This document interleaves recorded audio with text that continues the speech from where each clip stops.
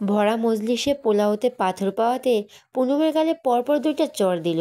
ওর 14 বছর বয়সী পুনম গালে হাত দিয়ে অবাক চোখে তাকিয়ে আছে। গাল বরাবর আরেকটি চড় পড়াতেই পুনমের ধ্যান ভাঙে। শোনা যায় তার মা রোজিনা গমগমে স্বরে বলছে, চাল বাছার সময় ধ্যান কই ছিল তোর? কোনো কাজটা তো ঠিকঠাকভাবে করতে পারিস না। মায়ের কথা শুনে পুনম মাথা নিচু করে ফেলে। পরক্ষণেই মায়ের আহাজারি শুনতে পায়। মেয়েটার কি হবে? না আছে রূপ, না আছে গুণ, না একটু পড়াশোনায় ভালো। পুনম পড়াশোনায় এভারেজ ছাত্রী, 10 থেকে 15-এর মধ্যে থাকা ছাত্রী। আজকে তার গালে 3টা থাপড় পড়ার কারণ হলো তার মামি। পুনম এক পলক সবার দিকে তাকিয়ে দৌড়ে তাদের জন্য বরাদ্দ ঘরে চলে যায়। বালিশে মুখ গুজে কাঁদতে কাঁদতে সকালের কথা মনে করতে থাকে। মামা বাড়িতে বেড়াতে এসেছে তারা। মা রোজিনা বেগম, তারা 3 বোন, রূপসা, পুনম আর নিশা। সকালে মামি পুনমের 2 বোনকে শপিং করাতে নিয়ে যাওয়ার সময় তাকে মিষ্টি স্বরে বলে গেছে কিছু কাপড় ভাজানো আছে আর আজ দুপুরের পোলাওর চাল আছে, সেগুলো বেছে ধুয়ে রেখে দিতে। পুনম কোনো রকম মাথা নাড়িয়ে হ্যাঁ সম্মতি দিয়েছিল। মামা মামি খালার তার 2 বোনকে খুব আদর করে, কারণ তার 2 বোন রূপে গুণে অপরূপা। পুনম কালো কোনো কিছু পরে না। সবার ধারণা যদি কিছু করতে পারে তাহলে রূপসা নিশাই করতে পারবে, পুনমের দ্বারা কিচ্ছু হবে না। বেশ ছোট থেকেই পুনম এই কথাগুলো শুনতে শুনতে বড় হয়েছে। তার কাছে এগুলো দুধ ভাতের মতন। এগুলো শুনতে শুনতে সে এখন নিজেও মানে তার দ্বারা কিচ্ছু সম্ভব না, সে জীবনে কিচ্ছু করতে পারবে না। পুনমের বাবা পারভেজ সাহেব থতমত মুখে বসে আছেন। পুনমকে যখন মারা হয় তখন তিনি উপস্থিত ছিলেন না। গতকাল তার স্ত্রী কন্যা চলে আসলেও সে আসতে পারেনি, তাই আজ এসেছে। বিকাল পর্যন্ত থেকে সবাইকে নিয়ে বাড়িতে রওনা দিবে। তবে শ্বশুরবাড়িতে এসে স্ত্রীর কান্না শুনে ভড়কে গেল। দ্রুত তার দিকে এগোতে নিলেই শুনতে পায় স্ত্রী রোজিনা বেগমের আহাজারি। ভাবি, আমার পেটে অমন একটা মেয়ে কিভাবে হলো? হয়তো একটা পোলা দিত আল্লাহ, তাও মানা যাইতো। রোজিনা বেগমের কথার উত্তরে তার ভাবি সান্ত্বনা স্বরে বলল, কি করবা রোজিনা, সবই কপাল। দেখো তোমার আর 2টা মাইয়া কি সুন্দর, আর ওইটা অমন কালো হইল কেমনে? আর নামটাও রাখছে পুনম। তবে ওর নামের লগে মিলেছে দেখতেও আন্ধার রাইত, নামেও আন্ধার রাইত। সমন্দির বইয়ের এমন কথা শুনে চুপ থাকতে পারল না পারভেজ সাহেব। সে গম্ভীর স্বরে বলল, আমার মেয়ে কালো না ভাবি, শ্যামবর্ণ। রোজিনা বেগমের দিকে তাকিয়ে বলে, কি হয়েছে, এমন মরা কান্না কাঁদছ কেন? পারভেজ সাহেবের কথা শুনে রোজিনা ঢোক গেল। পারভেজ সাহেব মেয়েদের গায়ে হাত তোলা পছন্দ করেন না। সে মানে তার 3 মেয়ে 3টা জান্নাত। কি হলো বলো, কি করেছে আমার মেয়ে যার জন্য তুমি এভাবে কাঁদছ? পারভেজ সাহেবের কথার উত্তরে রোজিনা বেগমের বড় ভাই রিয়াজ সাহেব বলল, আমি বলছি। পারভেজ সাহেব তাকায় রিয়াজ সাহেবের দিকে। রিয়াজ সাহেব বলল, সকালে ওর মামি ও রোজিনা সহ সবাই শপিংয়ে গিয়েছিল। যাওয়ার আগে পুনমকে বলে গেছে কাপড় ভিজিয়ে রাখা আছে, সেগুলো একটু ধুয়ে রাখতে আর চালটা বেছে রাখতে। তোমার অকর্মার মেয়ে চাল বাছতে পারেনি। খেতে গিয়ে আমার পাতে পাথরে কণা পড়েছে। আমি এমনিতেই অসুস্থ। রিয়াজ সাহেব ঘটনা এমনভাবে বললেন যেন এখানে পুনমের দোষটাই বেশি। পারভেজ সাহেব সকলের দিকে তাকিয়ে বলল, পুনম কোন ঘরে আছে? নিশা লাফ দিয়ে উঠে বলল, আব্বা আমার সাথে আসো। পারভেজ সাহেব ছোট মেয়ের পিছন পিছন যায়। সে যেতেই রোজিনা হাঁপ ছেড়ে বাঁচে। পুনমের মামার মুখে হাসি ফুটে। এই মেয়েটাকে তাদের কারোই পছন্দ না। তার অমন সুন্দর বোনের পেটে অমন কালো মেয়ে হলো কিভাবে তারা ভাবতে পারে না। নিশা বাবাকে পুনম আপার ঘরের দিকে এসে কুটিল হাসে। তার আব্বা পুনম আপাকে একটু বেশি ভালোবাসে, তাই সে হিংসে নিশা জলে পুড়ে যায়। রূপসা আর নিশার মধ্যে একটু বেশি ভাব, তাই সে চলো বড় আপার কাছে। তাকে নিয়ে পুনম আপার বিচার সভা দেখবে। অপরাধী চেহারা করে পুনম মাথা নিচু করে দাঁড়িয়ে আছে। পারভেজ সাহেব মেয়ের মুখের দিকে তাকিয়ে কাঁদতে কাঁদতে চোখের 2 কোণা ফুলে গেছে। শ্যামবর্ণ হলে গায়ের 5টা আঙ্গুল জ্বলজ্বল করছে। মেয়েটা শুয়েছিল বালিশে মুখ গুজে, সেখান থেকে টেনে নিয়ে এসেছে। তুমি কি তোমার মামির দেওয়া সব কাজ করেছো? পারভেজ সাহেবের গম্ভীর স্বরে কেঁপে ওঠে। পুনম তবুও কোনো রকম মাথা নাড়িয়ে হ্যাঁ সম্মতি দেয়। পুনম মাথা নাড়িয়ে হ্যাঁ সম্মতি দিতেই ঠাস করে একটা থাপড় পড়ে পুনমের গালে। উপস্থিত সবাই বেশ খুশি হয়। পুনম পারভেজ সাহেবকে দিকে না তাকিয়ে বুঝতে পারে। পারভেজ সাহেব আবারও বলো, তোমার মামি যখন তোমাকে রেখে ওদের নিয়ে শপিংয়ে যাওয়ার সময় কাজের কথা বলেছিল, তখন তুমি কিছু বলেছিলে? পুনম আবারও না সম্মতি দিতেই আরেকটা থাপ্পড় মারে। তুমি তখনই কেন বলনি তুমি এই বাড়ির কাজের লোক না, যে তোমাকে দিয়ে কাজ করাবে? তুমি তখনই কেন বাড়িতে চলে যাওনি কেন? নাকি বাড়িতে যাওয়ার মতো টাকা আমার কাছে ছিল না? ছিল না? কথা চিল্লিয়ে বলে ওঠে পারভেজ সাহেব। উপস্থিত সবাই কেঁপে ওঠে। রিয়াজ সাহেবও তার স্ত্রীর থতমত মুখে বসে আছে। ওই যে বলে না, ঝিঁকি মেরে বউকে বুঝায়, পারভেজ সাহেব সেই পন্থায় অবলম্বন করলেন। উনি 3টে থাপ্পড় স্ত্রী সম্বন্ধেও তার বউকে দিয়েছেন, এমন বুঝিয়েছেন উপস্থিত সবাইকে। পারভেজ সাহেব পিছন ফিরে স্ত্রীর দিকে তাকিয়ে বলে, 5 মিনিট সময় দিলাম, এর মধ্যে রেডি হয়ে এসো। পারভেজ সাহেবের কথা শুনে 3 মা মেয়ে হন্তদন্ত হয়ে দৌড় দেয় নিজেদের ব্যাগ আনার জন্য। তিনি পুনমের দিকে আবার তাকিয়ে বলল, আজ থেকে মনে করবে এ দুনিয়ার তোমার কোনো আত্মীয় নেই, তুমি শুধু তোমার জন্য নিজেকে ভালোবাসো আগে। বলেই পুনমের হাত ধরে হনন করে টেনে নিয়ে যায় বাড়ির বাইরে। অটো ঠিক করে মেয়েকে বুকে জড়িয়ে উঠে বসে। 6 সিটের অটোতে অপর পাশে উঠে বসে 3 মা মেয়ে। সাইড সাইড করে চলতে থাকে অটো। বাসায় পৌঁছে পুনমকে ডাকতে যেয়ে দেখে পুনমের গায়ে হালকা গরম। রোজিনা 2 মেয়েকে নিয়ে নিজের মতো নেমে যায়। তার মুখটাও থমথমে।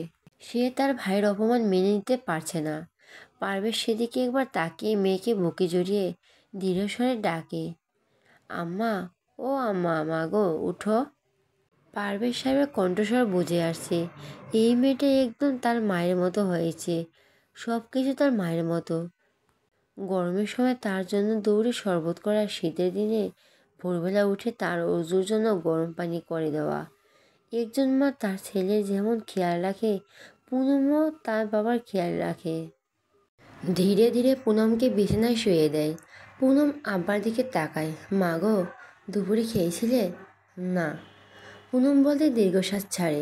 পারভেজ সাহেব দীর্ঘ 5 বছর পর আর শ্বশুরবাড়িতে পা দিয়েছিল পারভেজ সাহেব। শ্বশুরবাড়ির রাস্তা পানা দেওয়ার প্রথম কারণও ছিল পুনম।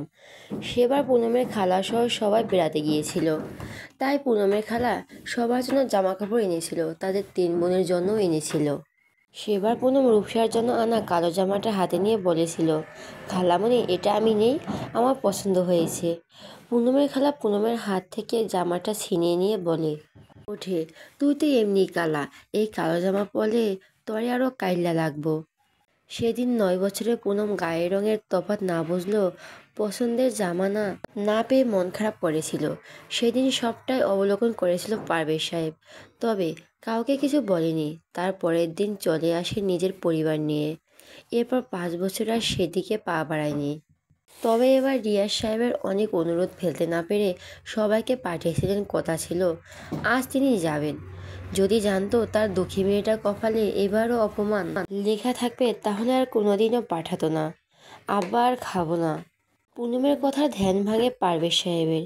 সে পুনমকে একটা নাপা খাইয়ে আবার শুয়ে দিতে বলে চলে যায় বাইরে।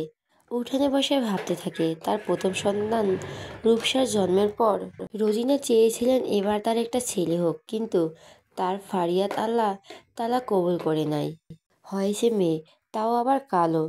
সেদিন তাকে পারভেজ সাহেব কোলে নিয়ে নাম দিয়েছিলেন পুনম। একে ছেলে না হয় 2 গায়ের রং কালো হওয়াতেই ছোটবেলা থেকে পুনম তার মায়ের অবহেলার পাত্রী। শফিউল ছেড়ে ক্লাস চলছে। পিন ড্রপ সাইলেন্স, শুধু বোর্ডে খসখসে চকের শব্দ ছাড়া আর কোনো শব্দ নাই। সেই ক্লাসের মাথা নিচু করে দাঁড়িয়ে আছে পুনম। 6টা থাপ্পড়ে 3 দিন জ্বর কাটিয়ে আজ এসেছে স্কুলে। আজকে যে শফিউল স্যারের ক্লাস আছে সেটা পুনম এক প্রকার ভুলে গিয়েছিল।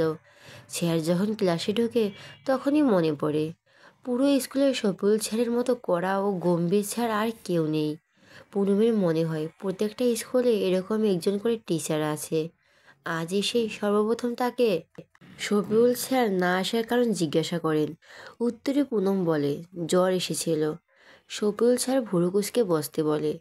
পুনম বসে যায়, তবে বিপত্তি বাধে পড়া ধরার সময়। সেদিনের কাণ্ডটা তার কনফিডেন্স লেভেল ডাউন করে ফেলছে। মুখ দিয়ে যেন কোনো কথাই বা পড়াই বের হচ্ছে না। I telling young Poonam solve this question. গড়গড় করে ন্যারেশন সলভ করা 15 মাস বাধাপ্রাপ্ত, অথচ কিছুদিন আগেই শফিউল স্যার তাকে পার্সোনালি এমনভাবে ন্যারেশন বুঝিয়েছে যে সে সারা জীবন মনে রাখতে পারবে। পুনমের কিছু বলতে না দেখে স্যার তার চিরচেনা স্বরে বলল, দাঁড়িয়ে থাকো। পুনম মাথা নিচু করে চুপচাপ দাঁড়িয়ে থাকে। 10 মিনিট দাঁড়িয়ে থাকার পর তার মনে হচ্ছে সে বলতে পারবে, ইভেন বোর্ডে লেখা ট্যাগ কোয়েশ্চেনটাও সলভ করতে পারবে। স্যার পুনমের হাসপাস টের পায়, পিছন ফিরে বলে, এটা কে কে সলভ করতে পারবে? পুনম হাত উঠায়। স্যার ইশারায় তাকে ডেকে চক হাতে দেয়। পুনম মিনিটের মধ্যে 5টা ক্রিয়েশন সলভ করে। তা দেখে স্যার মুচকি এসে গম্ভীর স্বরে বলল, আরও ভালো করতে হবে। পুনম মাথা নাড়িয়ে চলে যায়। স্যারটা তাকে সেনো করে নাকি স্যার এমনি পুনম বুঝতে পারে না বলে, তবে মাঝে মধ্যে স্যার তাকে অনেক হেল্প করে, যেটা রোল 10-এর পর ছাত্রীদের জন্য বিরল। একে একে সব ক্লাস শেষ করে ছোট্ট বোন নিশানকে নিয়ে স্কুল থেকে বের হয় পুনম। চঞ্চল নিশা এদিক ওদিক ছুটে লাফিয়ে হাঁটতে থাকে। পুনম সাবধান করে বোনকে, এর কিছু হলে তার কপালে বকাই জুটবে। দুপুর 1:30টায় জোহরের আজান পড়েছে অনেক আগে। পারভেজ সাহেব দোকান বন্ধ করেছে। বাজারে তার 5টা দোকান আছে, 3টা ভাড়া দেওয়া আর 2টা সে নিজেই চালায়। রেডিমেড কাপড় ও গস কাপড়ের 3 পিস এগুলোই বিক্রি করে। সামনে ঈদ, বেচাকেনা আরও ভালো হবে। কাল ঢাকা যাবে মালামাল আনতে। নিজের সাইকেলটা নিয়ে বাজারে এক চত্বর পেরোতেই সামনে পড়ে পুনমের স্কুল টিচার শফিউল স্যার। উনি পুনমদের স্কুলের হেডমাস্টারও বটে। আসসালামু আলাইকুম স্যার। ওয়ালাইকুম আসসালাম। পারভেজ, তোমার সাথে কথা আছে, কিছুক্ষণ সময় দিতে পারবে? পারভেজ সাহেব হাসি মুখে দাঁড়িয়ে যায়। 70-এ কোটা থাকায় শফিউল স্যার এখনও বেশ শক্তপোক্ত। তার আগে একটা চায়ের দোকানে বসে। তোমাকে কিভাবে বলবো বুঝতে পারছি না পারভেজ, তোমাদের নিজস্ব ব্যাপার, তারপর বলছি। পুনমের কি কোনো টিচার নেই বাসায়? পারভেজ সাহেব ভুরু কুঁচকে ফেলে। তার 3 মেয়ের জন্য টিচার রাখা আছে বাসায়। তাহলে এখান স্যার শুধু পুনমের কথাই জিজ্ঞেস করলো কেন? না স্যার, ওদের বাসায় আলাদা টিচার রাখা আছে তো। ও, আমি ভাবলাম তোমার বাকি 2 মেয়ে বেশ ভালো পড়াশোনায়, তাহলে পুনম এমন কেন? ও একটু এমনি পড়াশোনায় খুব একটা চতুর না। না পারভেজ, পুনম তোমার বাকি 2 মেয়ের থেকে ব্রিলিয়ান্ট। ইভেন ওকে কোনো পড়ায় একবার বেশি বোঝানো লাগে না, তবে কনফিডেন্স লেভেলটা একটু কম, এই যা। সবুল স্যার থেমে আবার বলে, তোমাদের ঘরোয়া ব্যাপারে বলতে চাই না, তবুও বলি, মেয়েটা হয়তো কোনো কারণে হীনমন্যতায় ভোগে। তার যে কোনো কাজে আগ্রহ কম, যেন সে জানেই সে পারবে না। পারভেজ ভাবনায় ডুবে যায়, কি বলবে ভেবে পায় না। শফিউল স্যার পারভেজ সাহেবের মুখের দিকে তাকিয়ে বলল, আজ আসি, আর পুনম মেয়েটা দেখে একটু খেয়াল করো, মেয়েটা কেয়ার পেলে আরও ভালো রেজাল্ট করতে পারবে।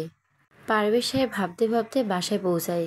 হঠাৎই তার বাড়ির সামনে গাড়ি দেখে ভুরু কুঁচকে যায়। এত বড় গাড়ি তাদের বাসার সামনে কেন? বাসায় ঢুকে আরও অবাক হয়। পুরো ড্রয়িং রুমে মেহমানদের ছড়াছড়ি। তার শালি সুমন্দি সবাই উপস্থিত, সবাই আরও অচেনা মানুষ। ওই তো দুলাভাই এসে পড়েছে। রুবির কথায় সবাই পারভেজ সাহেবের দিকে তাকায়।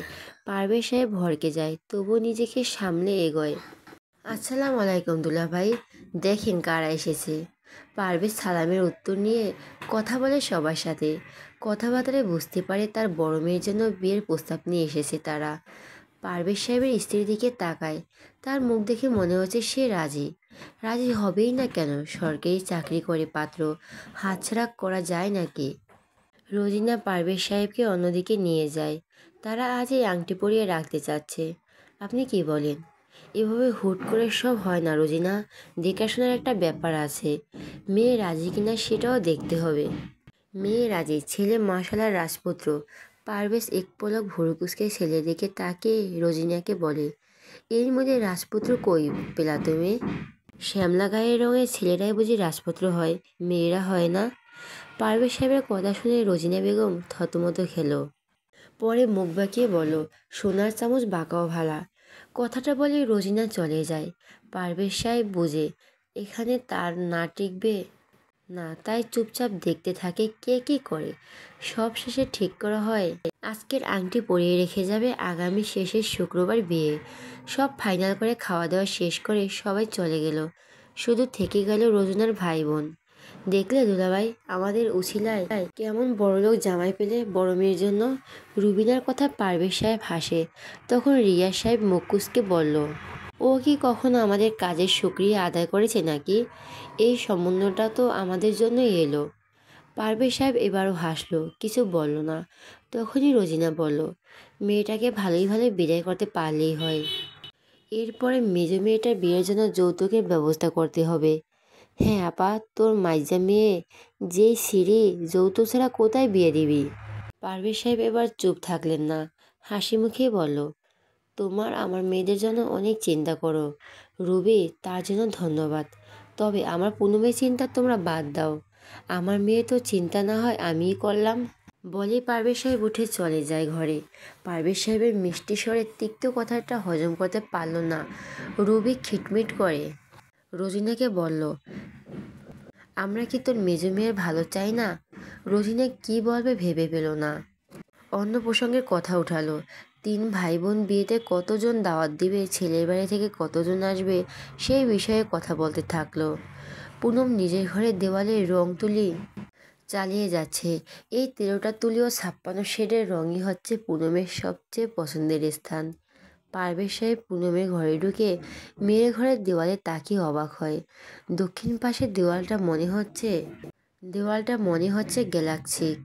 এতটা রিয়েলিস্টিক যেন হাত বাড়ালেই পুরো সৌরজগৎটাই হাতের মুঠোয় পাবে। রাতের খাবারের পর রিয়াজ সাহেব সস্ত্রীক চলে যায় বাসায়। তার ছেলে মেয়ে একটা আছে। রুবিও চলে যায় নিজের বাসায়। পারভেজ সাহেব খাওয়া শেষ রোজিনাকে বলল, এখন কিছু ধোয়া লাগবে না, পরে করো, সব গুছিয়ে দ্রুত ঘরে আসো। তাদের 3 মেয়ে খেয়ে দিয়ে নিজেদের ঘরে চলে গেছে। যদিও পারভেজ সাহেব নিশাকে এই বয়সে আলাদা ঘরে দিতে চায়নি, তবুও নিশা জোরাজুরিতে দিতে হয়েছে। পুনমদের বাড়িটা 3 তলা। পারভেজ সাহেব আগের মেট্রিক পাস, বড্ড শৌখিন মানুষ, তাই বাড়িটাও নিজের জমাইত অর্থ দিয়ে সুন্দরভাবে বানিয়েছে। 3 তলায় ভাড়া দেওয়া হয়েছে। এখানে যারা জেলাভিত্তিক সরকারি অফিসার আছে তারা নিয়েছে। 2টা ফ্যামিলি থাকে। 2 সাইডে বাসা ভাড়া, দোকান ভাড়া, নিজের ব্যবসার টাকা সব মিলে তাদের আলহামদুলিল্লাহ চলে যায়। ঘড়ির কাঁটা 10টা দেখে যেতেই রোজিনা বেগম ঘরে ঢুকলো। ঘরে ঢুকেই দেখে পারভেজ সাহেব খাটের এক কোণে বসে আছে। রোজিনা বেগম দুয়ার লাগাতে লাগাতে বলল, কি যেন কথা বলবে? বসো সামনাসামনি। রোজিনা বেগম পারভেজ সাহেবকে সামনে রেখে খাটের অপর পাশে বসলো। পারভেজ সাহেব বলল, আমরা বাড়িতে মেহমান আসলে আমি জানলাম না, আবার বড় মেয়েটার বিয়েও ঠিক করে ফেললা। এটা কি ঠিক খোঁজ খবরা এর একটি বিষয় আছে না? খোঁজ খবর সবই রুবি নিয়েছে। ওর ননদের ছেলে খাদ্য অধিদপ্তরে চাকরি করে। পারভেজ সাহেব বুঝলেন সব আটসাঁট বেঁধে নেমেছে, তবুও শান্ত স্বরে বলো, বিয়ে মানুষের জীবনে একবারই হয়, তাই মা বাবা হিসেবে আমাদের দায়িত্ব মেয়েকে সঠিক পাত্রস্থ দিয়ে বিদায় করতে। সঠিক এবং হাজারে একটা হলো সে শুধু চাকরির দিকেই আমি চারিত্রিক গুণাবলীর কথা বলছি। তুমি কি ভেবেছো রুবি যে আমার মেয়েটাকে তো ভালোবাসে, সে তাকে কোনো চরিত্রহীন ছেলের কাছে বিয়ে দেবে?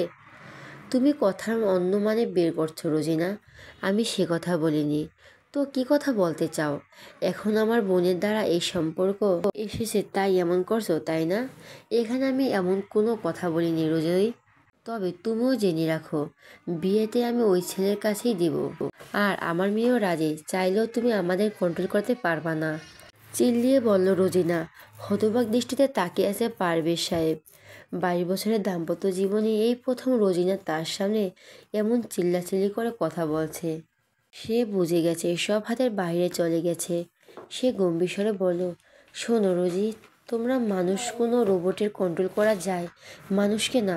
এতদিন আমার কথা মতোই সংসার চলছে, তার মানে এই না যে এই সংসার তোমাদের কোনো মতামত গ্রহণ করা হয়নি। সব বুঝে যেটা তোমাদের জন্য ভালো হবে সেটাই করেছি। থেমে আবারও বললেন, এই বিয়ের সকল কাজ করব বাবা হওয়ার দায়িত্ব থেকে, একচুলও নড়ব না। তবে মনে রেখো, বিয়ের পর মেয়ের সকল দায়িত্ব তোমার, আর ভবিষ্যতে কোনো সমস্যা হলে সেটার দায়ভারও তোমার ভাই বোনদের চুকাতে হবে।